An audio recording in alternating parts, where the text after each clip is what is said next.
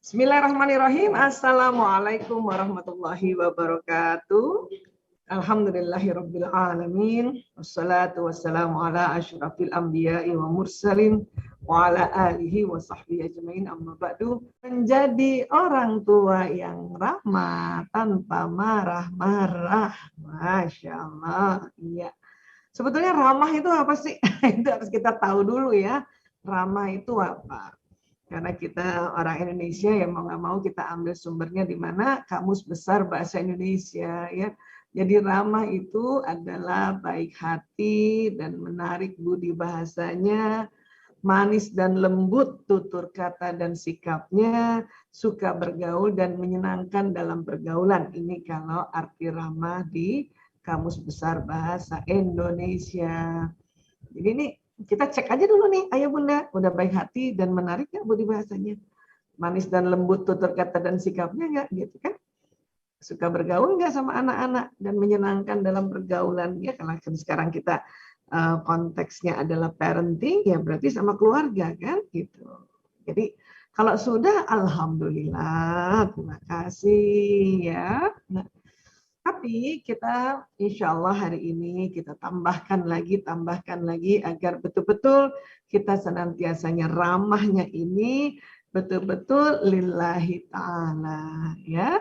Nah, termasuk tadi tuh kita harus masukkan di dalam otak kita ya pelajaran-pelajaran, prinsip-prinsip yang tentu karena kita ya keluarga muslim ini kita harus masukkan di otak kita nih tentang Al-Quran ya. Baik.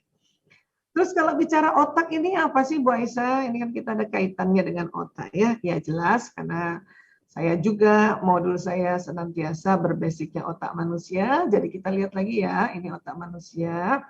Otak manusia ini ya ada otak besarnya dan ada otak kecilnya ya. Dan kemudian terbagi dua, ada belahan kanan, ada belahan kiri. Ini saya sering sekali ya. Saya sering sekali kasih lihat ini agar apa?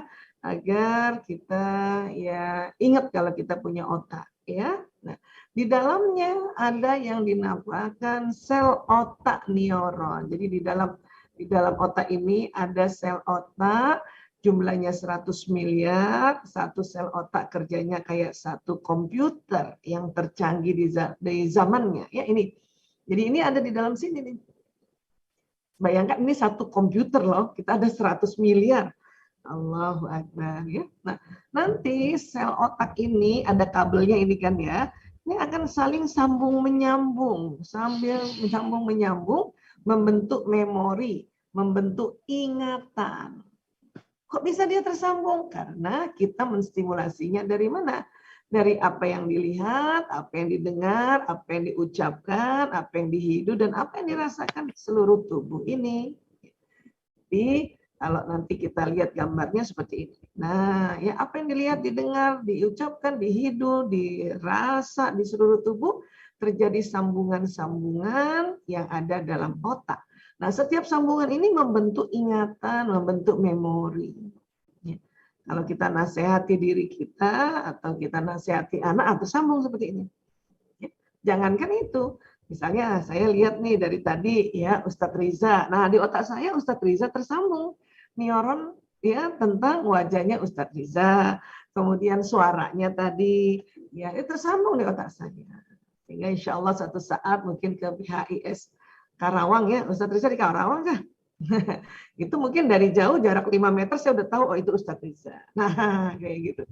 Ya, jadi ini yang apa yang kita stimulasi di dalam indera kita terjadi sambungannya, terjadi ingatan, terjadi memori. Ya. Nah, untuk itu supaya jadi orang tua yang ramah memang harus belajar. Ya. Kenapa Bu Isa kalau belajar nanti otak bagian tempat pembelajaran ini namanya prefrontal cortex tersambung-sambung neuronnya. Memang harus belajar. Supaya ramah ya, itulah kita masukkan di otak kita ya dengan ajaran-ajaran apa? Isi pikiran kita dengan mengaji dan mengkaji tentang apa yang Allah mau. Agar apa? Neuron terkoneksi di otak bagian prefrontal kita ini. Membentuk memori prinsip-prinsip. Ya.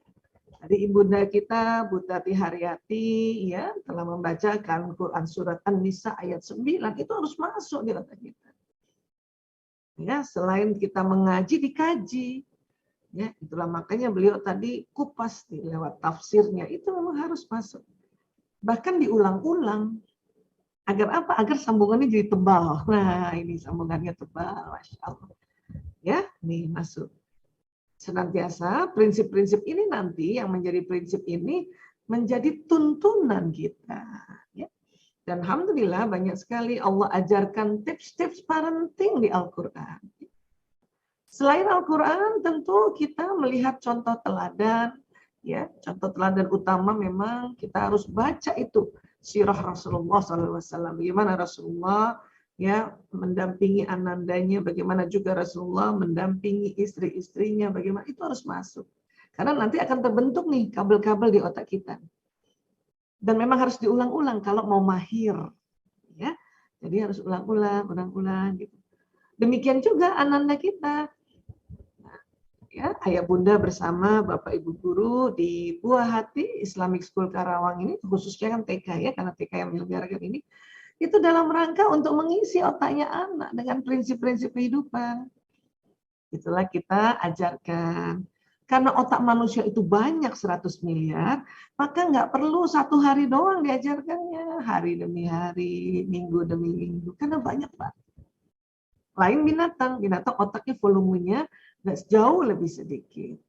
Maka seperti anak bebek gitu ya, anak bebek itu dalam waktu berapa hari aja ditendang ibunya masuk kolam, ya udah bisa berenang dengan perangkat-perangkat yang Allah ciptakan di bebek itu gitu.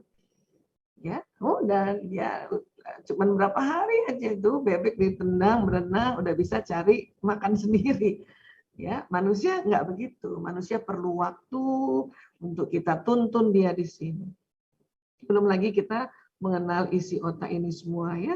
Waktu di BHIS yang Jakarta itu waktu yang lalu ya, itu kan kita cerita tentang watak. Nah, watak ada di sini, bakat tuh ada di sini. Bakat aja belum sempat, watak aja sangat sangat lama itu dibahasnya ya. Nah, sekarang ini yang diisi ya. Nah, kemudian ternyata bukan hanya ada sambungan neuron ini di otak manusia, ya, ini saya juga sering ulang-ulang. Ya, ternyata di jantung juga ini, penelitian tahun 91 oleh Dr. J. Andre Armour, dikatakan ada neuron di jantung, di serambi jantung. Jumlahnya 40.000. Nah, kayak tadi kalau di otak 100 miliar, ini 40.000.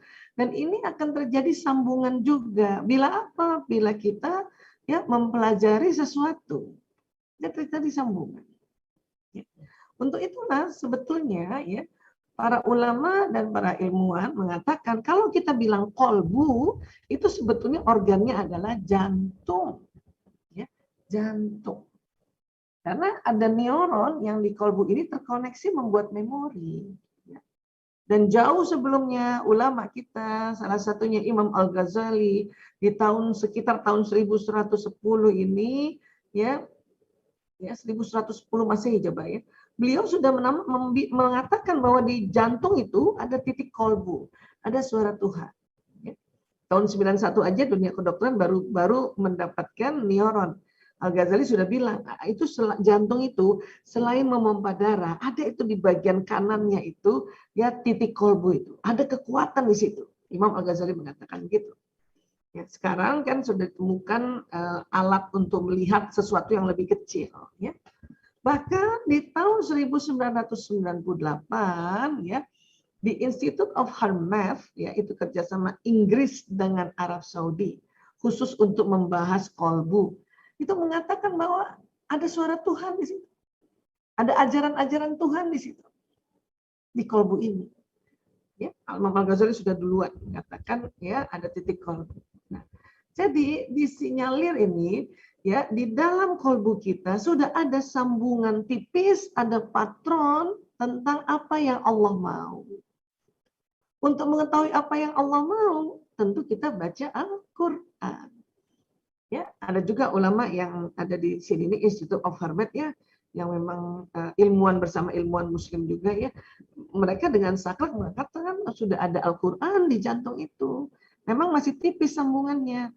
Untuk itu harus ditebalkan. Dengan apa? Mengaji dan mengkaji, mengaji dan mengkaji.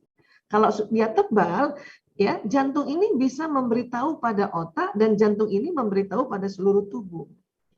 Ya, itulah ya, Rasulullah SAW mengatakan ya ada mudghah yang namanya kolbu ya di dalam tubuh kita. Kalau mudghah itu baik, maka baik pula seluruh tubuh. Karena rupanya ada poros khusus antara jantung ke otak. Jadi kalau nyala ini ya sambungan-sambungan neuron yang di jantung kita karena kita mengaji dan mengkaji, maka kolbu ini akan bilang sama otak kita, ya, woi jangan marah kan gitu. Termasuk kita misalnya kita ya mengaji dan mengkaji ya termasuk dalam hal ini hadis-hadis Rasulullah. Ya, la taqdab walakal jannah, itu harus tebal, itu harus diulang-ulang terus itu supaya pas otak mau marah ya jantung bilang walakal jannah walakal jannah walakal jannah la taqdab walakal jannah itu ya. Loh kenapa Bu Aisyah? Nanti kita lihat di otak memangnya ada apa sih kan gitu ya. Artinya pada saat kita mengaji dan mengkaji itu akan tersambung sambungan yang ada di otak tentang apa yang Allah mau terhadap kehidupan kita. Dan juga di jantung yang sudah ada sambungannya semakin tebal sambungan. Karena jantung ini akan bicara sama otak, otak perintah ke seluruh tubuh. Memangnya kalbu bisa buruk ya? Karena Nabi bilang begitu, apabila mudghah ini buruk maka buruk pula. Bisa. Kalau apa? Kalau kita nggak mengaji dan mengkaji, kita belajar hal yang lain.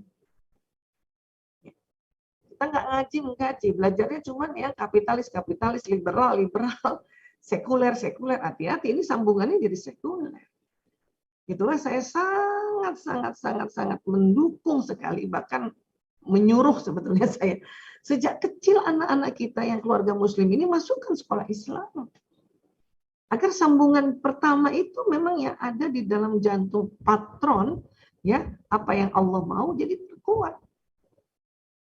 Kalau kita tidak masukkan di sekolah yang dari kecil memperkuat apa yang Allah mau, ya nanti merugi. Masuk sekolah yang mempelajari hal-hal yang lain, ya bukan apa yang Allah mau, mempelajari hal-hal prinsip-prinsip yang berbeda, hati-hati sambungannya berbeda. Ini akan jadi berat ini. Kolbunya berat, ya, dan dia menganalisanya juga berat, ya. Jadi alhamdulillah ayah bunda sudah memilih sekolah Islam untuk Ananda. Salah satunya adalah di BHIS Karawang ini, ya, masya Allah. Dan saya senang sekali sahabat saya Mbak Umay yang memimpin di sana ya Mbak Umay ya, masya Allah, luar biasa. Nah, selain anak-anak, otak kita juga ini harus ngaji mengkaji. Tadi sudah disampaikan, diingatkan An-Nisa ayat 9. Saya juga sampaikan bahwa banyak sekali ayat-ayat yang Allah berikan tips-tips parenting. Di antaranya ini yang paling juga saya masukkan selalu di otak saya. Terutama sekarang dalam rangka mau ramah tadi, mau ramah apa? Ini surat Ali Imran 159. Ya, bismillahirrahmanirrahim. Fabima rahmatin minallah lintalahum. Maka karena rahmat dari Allah engkau bersikap lemah lembut terhadap mereka.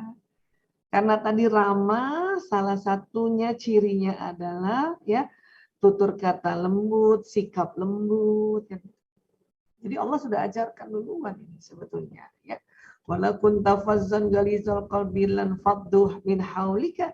Sekiranya engkau berlaku keras dan berhati kasar, tentulah mereka menjauhkan dari sekitarmu. Ini yang bahaya nih ayah bunda kalau anak-anak jauh dari kita.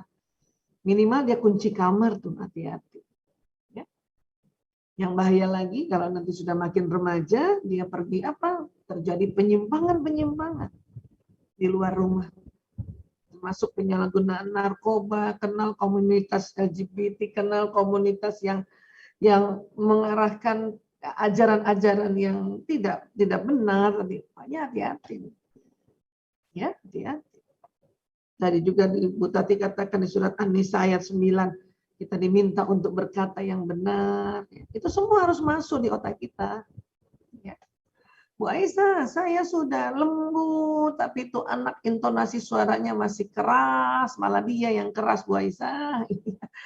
Allah ajarkan kita fa'fu anhum wastighfir lahum wastaghfir lahum, ya maka maafkanlah mereka dan mohonkan ampun bagi mereka. Jadi maafin Bu. Ya Allah, saya maafkan anakku ya Allah. Misalnya anak saya yang lanang Sismadi, ya Allah. Ampuni dia ya Allah. Gitu caranya. Wasyawirhum fil amri, ya, dan bermusyawarahlah dengan mereka dalam satu urusan. Jadi ya baru ajak musyawarah, baru ajak ya kita ngobrol. Fa'idza azamta fatawakkal 'alallah, dan kemudian apabila engkau telah membulatkan tekad, maka bertawakallah pada Allah. Jadi dalam musyawarah sama anak nih ya, kan kita ada nanti kesepakatan, ya kan? Nah, pada saat kita sepakat, tawakal ya ayah bunda ya. Karena kalau kita nggak tawakal, nanti kita ragu, nanti keraguan membawa lagi kita marah-marah. Apalagi bahayanya kita sering apa? Sering berburuk sangka. Alah, tadi udah musyawarah, dia bilang cuman mau main 1 jam. Lihat nanti itu, kita sering gitu tuh orang tua dalam pikiran kita. Lihat nanti itu, lihat nanti itu. Ya, pasti lebih dari 1 jam. Hati-hati tuh. Itu berarti kita nggak tawakal. Tawakal aja dulu. Kenapa? Karena Allah, innallaha yuhibbul mutawakkilin. Sungguh Allah mencintai orang yang bertawakal. Dan ada sambungan di 160 ini ya. In yansurkumullah fala ghaliba lakum. Ya. Jika Allah menolong kamu, maka tidak ada yang dapat mengalahkanmu gitu. Ya. Wa in yakhdurkum faman zallazi yansurukum min ba'dihi. Tetapi jika Allah membiarkan kamu tidak memberi pertolongan, ya, maka siapa yang dapat menolongmu setelah itu? Untuk itu kita diminta wa'alallahi falyatawakkalul mu'minun. Karena itu hendaklah kepada Allah saja orang-orang mukmin bertawakal. Memang perintahnya mukmin ya. Dan kalau kita ingin menjadi orang tua ya, masuk golongan mukminin wal mukminat, itu mintanya tawakal Allah. Jadi ini harus kita masukkan terus, memang kita harus ngaji, mengkaji terus ya. Nanti kita lihat contoh teladannya dari ya apa yang Rasulullah lakukan. Kemudian kalau kita mau lagi lebih mendalaminya, kita buka lagi tafsirnya. Mau lagi lebih memahami dengan konteks keterkinian, kita lihatlah buku-buku atau kajian-kajian dari para ya ustadz-ustazah kita, para alim ulama kita lihat lagi. Termasuk ya penemuan-penemuan ilmuwan apa sih sebetulnya? Karena ilmuwan itu menemukan hal-hal yang Allah ciptakan. Ya. Oke, jadi kita minta pertolongannya sama Allah ya. Kemudian ya, ajarkan ilmu sesuai dengan kondisi pengetahuan anak dan apa yang mereka sukai. Ini juga harus masuk di otak kita nih. Karena apa? Karena ya ini sabda dari Rasulullah SAW. Katakanlah kepada manusia sesuai dengan apa yang mereka ketahui dan sukai. Ya, serta tinggalkanlah apa yang tidak mereka ketahui dan tidak mereka sukai. Ini juga dalam rangka menjadi orang tua yang ramah dan nggak marah-marah. Karena kalau kita ya menyampaikan tentang yang kita mau saja tanpa mempertimbangkan apa yang mereka ketahui dan sukai, nanti marah-marah. Dan kalau kita marah-marah, Nabi sudah ya ingatkan kita, apakah kamu ingin Allah dan Rasulnya didustakan?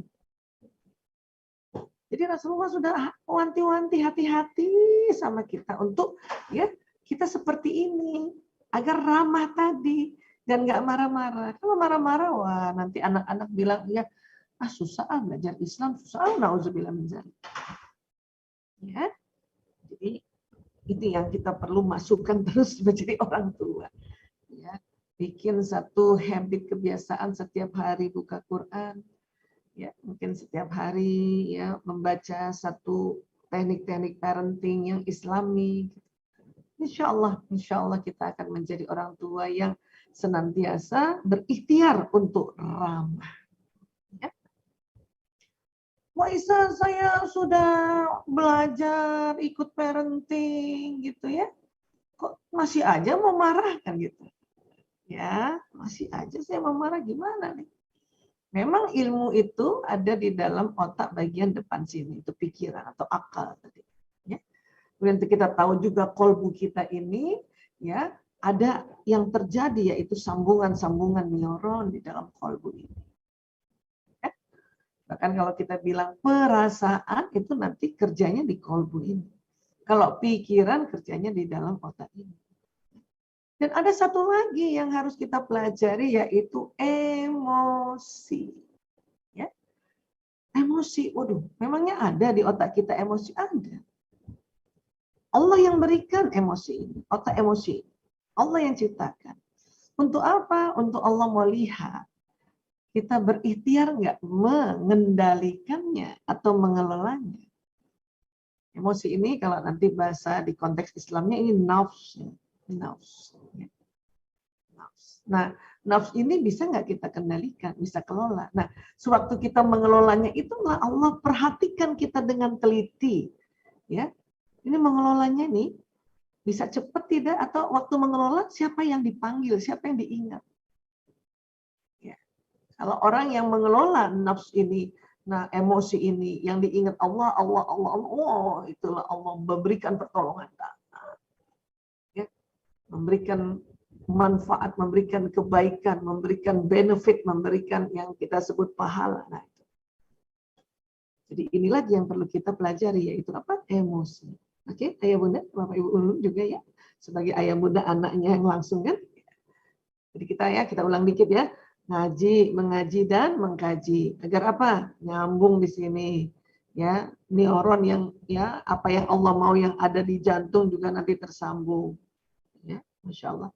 Berikutnya belajar tentang emosi, mengelola emosi. Emosi apa sih? Nah, Kamus Besar Bahasa Indonesia juga mengatakan luapan perasaan dan pikiran yang berkembang dan surut dalam waktu singkat.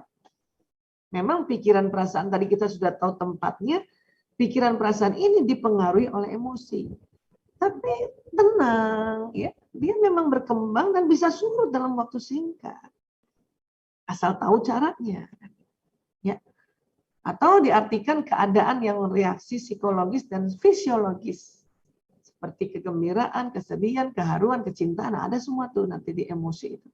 Ya, atau diartikan keberanian yang bersifat subjektif. Jadi memang emosi ini sifatnya subjektif karena masing-masing orang punya otak emosi.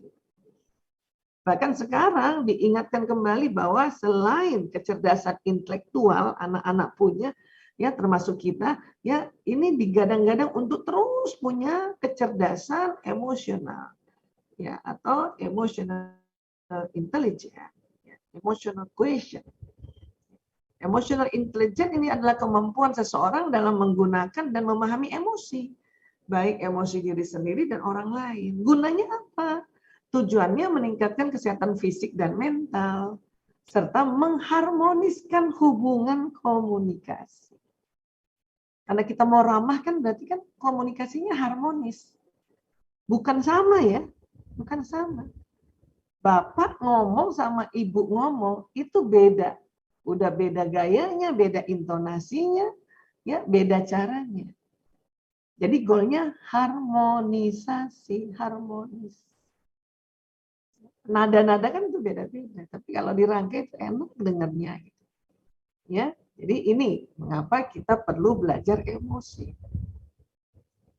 Nah, memang ya emosi ini, ya emosi, ya adalah bagian diri dalam kehidupan manusia, itu ciptaan Allah. Tetapi menjadi terlalu emosional dan tidak rasional itu yang keliru. Inilah mengapa kita perlu mengelolanya, memanagenya. Nafs itu ada memang di otak. Rasulullah SAW mengatakan bahwa jihad sesungguhnya adalah mengelola nafs masing-masing ini.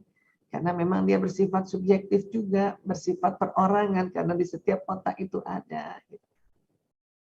Untuk itulah kita harus kenali emosi diri sendiri, emosi pasangan, emosinya anak-anak. Anak satu dengan anak dua aja, ya memang sama ada emosinya. Tapi itu tadi ada kaitan emosi ini juga dengan watak. Maka watak yang berkaitan dengan emosi ini disebutnya temperamen. Kan? Jadi kita belajar. Pertama kita pelajari adalah di mana letak emosi itu. Ya, ini dia di tengah otak. Bahkan ya ahli-ahli otak mengatakan inti otak manusia adalah otak emosi. Nah, ya. Bukan hanya manusia Allah ciptakan otak emosi ini, hewan mamalia juga. Ada yang tanya sama saya, kenapa Allah buat otak emosi? Kalau memang kita harusnya ya berada senantiasa di nafsu yang baik, mutmainnah. Kenapa harus ada lawamah dan ada amarah di sini? Justru itu kita ini manusia ya agar hidupnya dinamis. Dan yang Allah mau adalah waktu mengelola emosi ini apa yang kita ucapkan dan siapa yang diingat gitu. Karena itu yang menjadi catatan amalan kita nanti. Dan Allah senantiasa juga ingatkan hati-hati di otak manusia atau di diri manusia ada sifat hewan. Ya, untuk itu jangan sampai kita derajatnya di bawah hewan ini.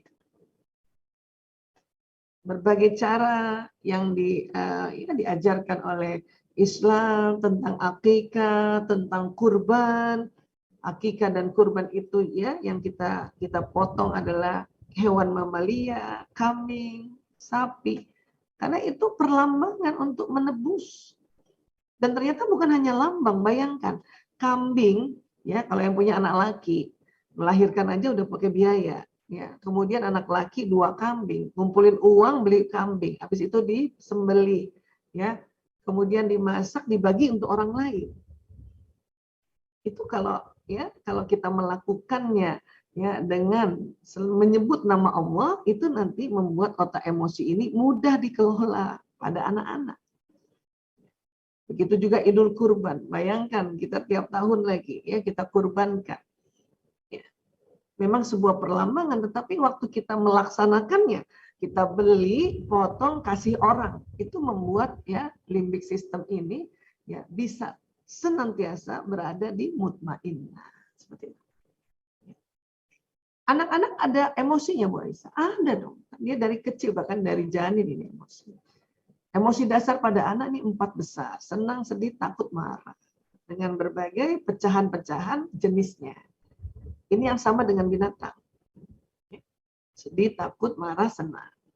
Nanti kalau sudah mereka balik ya sampai dewasa seperti kita saat ini, ayah bunda, bapak ibu guru, ya, jenis emosi itu akan terbagi-bagi lagi. Kok kayak tangga Bu Aisyah? Iya, karena ternyata setiap jenis waktu diukur oleh EEG, elektroencephalogram, ada frekuensinya. Makanya ini satuannya hertz, ya. Frekuensinya. Semakin turun ya ini diistilahkan energi negatif. Semakin naik ini energi positif. Bunda dampingin anak belajar ya. Memang sudah mulai PTM, tapi karena naik lagi kasus COVID, PJJ lagi. Waktu Bunda nemenin anak-anak kesel marah, PJJ lagi. Nah, berarti kalau Anda nemenin anak belajar, ya, Bunda nemenin anak belajar 1 jam dengan kondisi yang marah, itu berarti nemenin belajarnya di luar zona ikhlas. Tapi kesel Bu Aisyah. Ya memang berarti kan emosinya lagi turun. Cepet-cepet naikin. Kalau bisa lagi dimarah ini paling lama 3 menit aja Bun. Bisa Bun, 3 menit aja. Ya. Cepat-cepat naik dengan istighfar, astagfirullah ya Allah, astagfirullah. Buang nafas lagi. Ya Allah, ya Allah, ya Allah. Karena nanti ya biasanya ilmu pada saat kita di bawah ini nggak ingat. Nggak ingat tuh bahwa kita memang harus lembut. Ya, kalau kamu tidak marah itu jannah, nggak ingat. Maka yang harus diingat hanya Allah, Allah, Allah, Allah. Sehingga naik nanti Allah tolong naik sampai ke courage, semangat. Baru teringat, oh iya ya. La taqdab walakal jannah. Oh iya ya kita harus ramah. Salah satunya ramah itu tadi berkata benar, kemudian juga lembut. Oh iya ya, oh iya. Maka sebut Allah dulu, Allah, Allah, Allah, Allah, Allah. Sehingga 3 menit dalam proses naik ke atas, Bunda sudah semangat nemenin anak, bahkan sempat buatkan makanan, duduk di sampingnya dengan senyum, ya. Bahkan malah bersyukur, ya Allah, alhamdulillah saya masih bisa ya dampingi anak belajar. Kenapa? Karena rupanya ya Allah, saya baru tahu kalau kita memberikan ilmu pada Ananda dan Ananda itu pakai seumur hidupnya, pahalanya mengalir terus padaku ya Allah. Memang dibantu oleh Bapak Ibu guru, tapi kalau ada bunda yang merasa ini kan tugas Bapak Ibu guru, halo, emang kita nggak mau dapat amal jariah yang sampai di alam barzah. Ya, itulah kita bersyukur, jadinya kita tambah menerima. Aduh, malah kalau saya malah senang anak saya PJJ, alhamdulillah saya bisa ngobrol banyak sama nasihat-nasihat saya dia dengar. Apabila nasihat yang saya sampaikan dia pakai seumur hidup, maka insya Allah amalannya sampai terus sama saya. Dikala saya nanti sendirian di alam barzah, akhirnya kita tenang, damai. Dan akhirnya kita pencerahan, enlightenment, ya Allah. Memang pandemi ini rumit, PJJ, PTM, tapi ternyata banyak sekali hikmahnya itu baru bisa sampai begitu tuh di sini. Itu namanya pencerahan. Ya. Jadi kita naik turun memang ini, naik turun. Jadi pas turun ingat aja Allah. Bahkan bisa turun sampai ketakut. Gimana nggak takut? Orang udah lagi tenang-tenang, dapat berita, ya naik. Kami keluarga kesehatan ini ya Allah, saya, suami dan anak-anak yang dokter itu takut loh. Nah, pada saat takut ini Allah ajarkan sebut lagi aku, ingat aku, ya. Maka kita beristirja, innalillahi wa inna ilaihi raji'un, innalillahi. Tapi itu nggak bisa otomatis kalau kita nggak membiasakan. Innalillahi wa inna ilaihi raji'un. Kalau orang-orang nggak biasa melafazkan lafaz Allah, berzikir, turun sedikit omongannya udah ya maaf ya, buset, gila nih, ya. Oh, pokoknya kalimat-kalimat setan itu yang membedakan. Maka itulah mengapa tadi mengkaji biar terbiasa nih lafaz ini gitu. Kalau semakin turun apa yang terjadi Bu Aisyah? Hati-hati, level bawah, apati, putus asa. Kalau Bunda pernah, saya nggak ada gunanya jadi ibu, hati-hati ya. Udah masuk apati berarti. Ya, percuma saya jadi ayah, hati-hati. Percuma jadi guru, saya nggak ngajar di sekolah, hanya lewat online, hati-hati. Berarti sedang apati. Berarti udah level bawah. Ya, segera istighfar lagi, astagfirullah ya Allah, astagfirullahaladzim ya Allah, la haula wala quwata illa billahil aliyil azim. Ya, naikkan itu, naikkan. Karena kalau apati kelamaan, hati-hati masuk lagi ke level yang paling bawah yang sudah tidak lazim dan sangat berbahaya. Apa itu? Ya, level yang disebut depresi. Bahaya nih kalau depresi udah mau mati mulu nih. Menyakiti diri sendiri, ketok-ketok, antem-antemin kepala di tembok, itu berarti depresi. Ini udah harus minta bantuan juga dengan tenaga ahli, di mana tenaga ahli itu yang Allah sudah berikan kemampuan, kemahiran, kasih petunjuk untuk bisa bantu orang-orang yang depresi. Siapa? Ya dokter kesehatan jiwa. Coba ya ayah bunda atau bapak ibu guru pernah rasa nggak lagi kesel? Ya lagi kesel, badan kita nggak disuruh tarik nafas. Gitu. Ada istilahnya menghela nafas. Nah, itu. Karena itu juga perintah Allah badan ini nih. Namun dengan kita tahu bahwa memperbanyak istighfar, ya siapa saja rutin baca istighfar maka Allah akan memberikan solusi atas setiap kesulitan. Allah memberikan penyelesaian bagi setiap permasalahan dan Allah memberi rezeki dari jalan tak terduga. Ini salah satu saja ya keutamaan istighfar nih. Ini aja udah dahsyat banget. Banyak lagi nih, kalau bahas tentang istighfar mungkin kita bahas yang di Al-Quran dan di hadis-hadis ya Rasulullah yang lainnya, udah asyik. Kita ambil satu karena nanti ada penjelasan lain-lainnya agar cukup waktunya. Rezeki nih, sekarang kan kita merasa rezeki terhambat ya, terutama rezeki kesehatan ya. Udah perbanyak istighfar aja, jalan udah pakai masker, ya kita masih agak-agak takut gitu ya, istighfar aja terus astagfirullah ya, supaya nggak paranoid. Supaya nggak ketakutan, naik istighfar, astagfirullah ya Allah, astagfirullah ya Allah. Zikir yang lain, oh tentu jelas. Tapi kita perbanyak istighfar ini karena ya supaya lidah ini otomatis.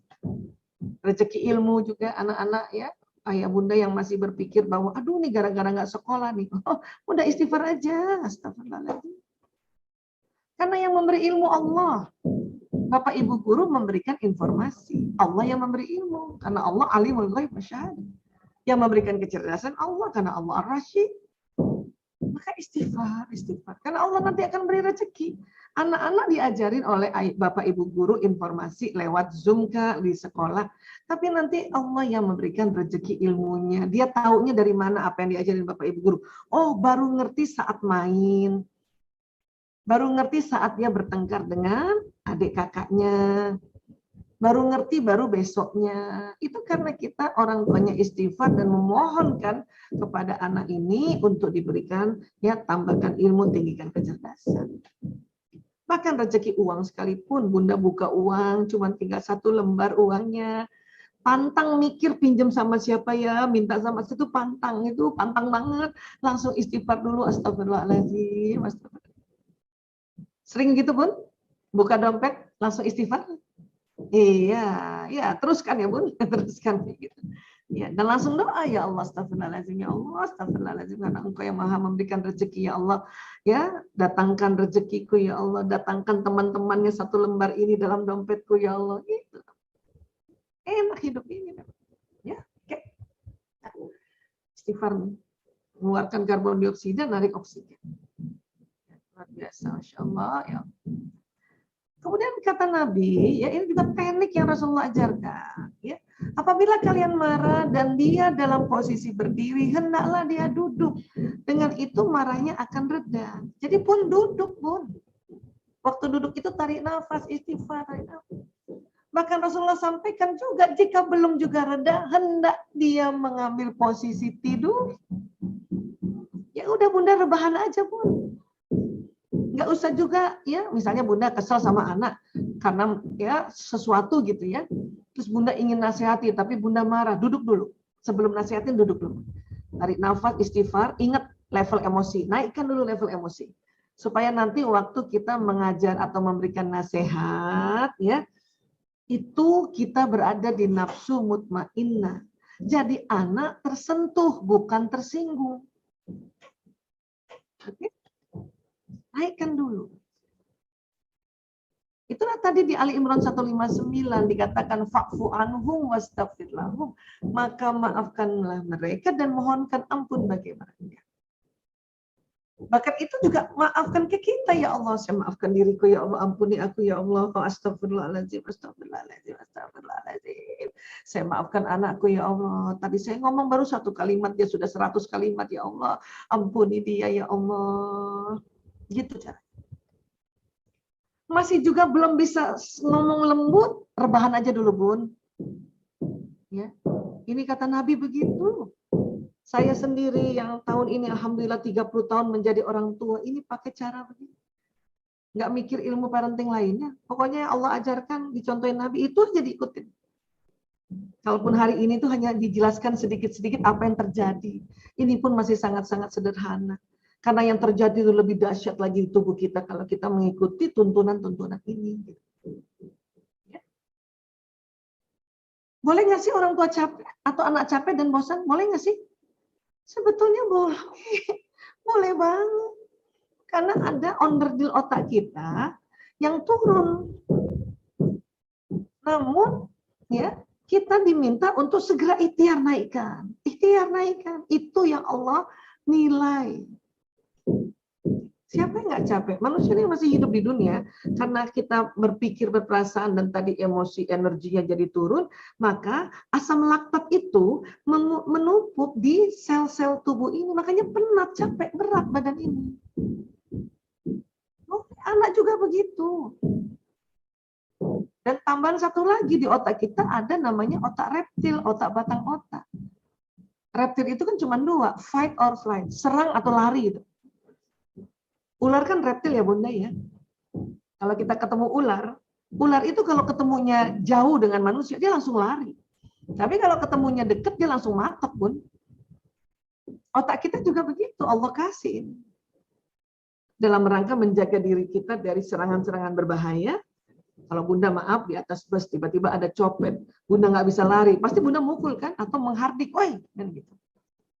Memang harus begitu. Namun dalam kehidupan sehari-hari, apalagi lagi pandemi kayak gini ya Bun, otak ini ya sering juga tegang di dalam rumah, walaupun nggak ada copet, walaupun nggak ada anjing atau harimau yang kejar kita, walaupun tidak ada gempa bumi, ini tegang. Nah, kalau tegang inilah ciri-cirinya itu tadi bosan, ngambek, tegang. Ini berarti tegang mata. Termasuk anak-anak. Jadi kalau anak-anak bilang, Bunda, aku capek dan bosan, itu berarti batang otaknya tegang. Tenang dulu ayah bunda. Karena rupanya untuk anak-anak, karena dia belum mahir merilekskan batang otak dengan istighfar, dengan menyebut Allah, maka dengan dia ngomong, aku capek, bosan, itu keluar karbon dioksida dari mulutnya kan, supaya rileks. Nggak usah juga kita langsung panik. Kenapa capek dan bosan? Siapa yang ngajarin? Gurunya siapa yang ngajarin? Sini bunda telepon guru. Nggak usah juga, nanti anak malah marah. Bunda kenapa diteleponin guru aku? Aku kan takut jadi ditandain kan gitu. Jadi nggak usah melapor-lapor, udah. Yang anak mau adalah orang tua memahami kalau dia capek dan bosan. Dia ngomong gitu aja, sudah oke banget, rileks.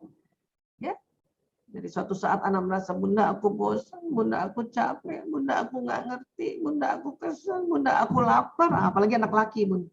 Kalau anak laki lapar, kasih makan dulu ya. Kasih makan dulu. Nanti kalau mau tahu kenapa begitu, itu ada kajiannya tersendiri, itu otak laki-laki kenapa cepat lapar. Kasih makan aja dulu. Karena kalau anak laki-laki sudah bilang, aku lapar, itu berarti sudah lama nahannya. Minimal udah setengah jam. Perempuan tahan lapar. Maka bunda suka bilang, tanggung, dua nomor lagi nak, tugasnya 2 nomor, tanggung nak, tanggung. Buat anak laki nggak ada tanggung. Kalau dia lapar, bunda nggak cepat kasih lapar, itulah makanya dia ngamuk.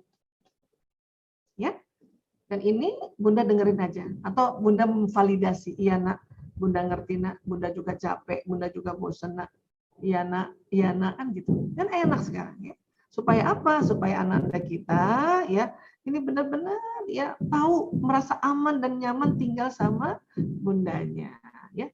Untuk itu membangun kecerdasan emosi anak apa? Jadilah teladan ahli mengelola emosi ya. Ini Ustaz Riza saya simpulkan dulu baru kita buka tanya jawab ya.